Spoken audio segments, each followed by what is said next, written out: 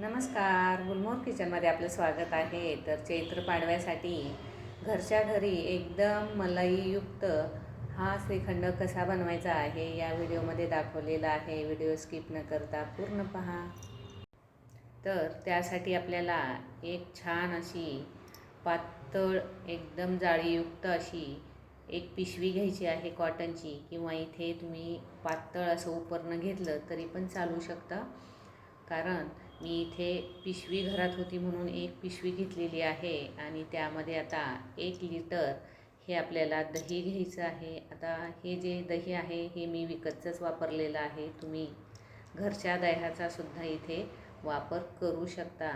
आता ही पिशवी मी एका भांड्यामध्ये ठेवलेली आहे आणि आता ही दही पूर्ण यामध्ये घातलेलं आहे. त्यानंतर आता इथे व्यवस्थित असं बांधून घ्यायचं आहे, म्हणजे एक गाठण देऊन घ्यायची आहे. आणि किंवा त्याला तुम्ही रबरसुद्धा गुंडाळू शकता. आता मी इथे एक गाठण देणार आहे आणि सिंकच्या नळाला हे रात्रभर असं अडकून देणार आहे, किंवा कपाटाच्या रॅकलासुद्धा तुम्ही इथे हुकला अडकू शकता आणि खाली एक असं भांडं ठेवून द्यायचं आहे, म्हणजे जे पाणी पडतं ते व्यवस्थित असं त्यामध्ये पडलं जातं रात्रभर. इथे आता दुसऱ्या दिवशी सकाळी हा चक्का तयार झालेला आहे. आता हा एका डिशमध्ये एका ताटामध्ये काढून घ्यायचा आहे.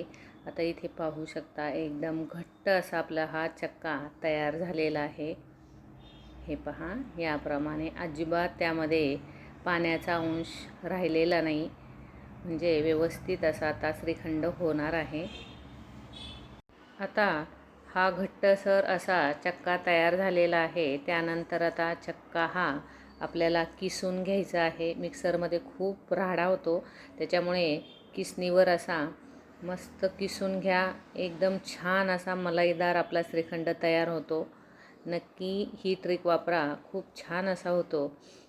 आता हे थोडासा इथे धागा आलेला आहे मध्ये, तर तो मी काढलेला आहे आणि व्यवस्थित असा हा मी किसून घेतलेला आहे. चक्का किसून झाल्यानंतर आपल्याला इथे केशर घ्यायचं आहे आवडीप्रमाणे आणि त्यामध्ये गरम दूध टाकायचं आहे आणि तोपर्यंत 1 वाटी साखर मिक्सरमध्ये एकदम बारीक पावडर आपल्याला करून घ्यायची आहे.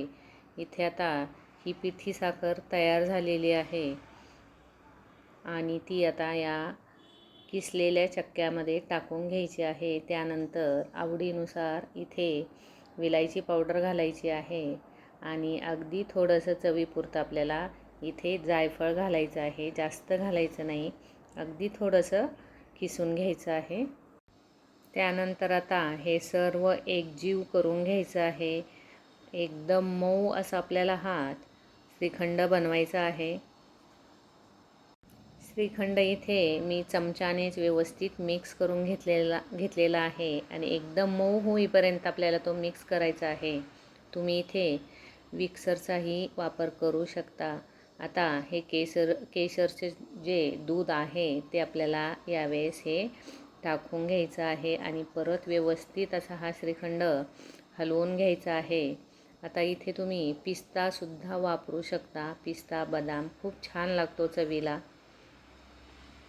इथे श्रीखंड हा तयार झालेला आहे आणि तो आता एका स्टीलच्या डब्यामध्ये किंवा प्लॅस्टिकच्या डब्यामध्ये सुद्धा तुम्ही ठेवू शकता. 2 दिवस आधी हा श्रीखंड तयार करून ठेवा. आता यावरून बदामाचे काप घालायचे आहे. तुमच्याकडे जर पिस्ते असतील तर 1 किंवा 2 पिस्ते भिजवून घालायचे आहेत. खूप छान रंग श्रीखंडाला येतो आणि चवीलाही खूप छान लागतो.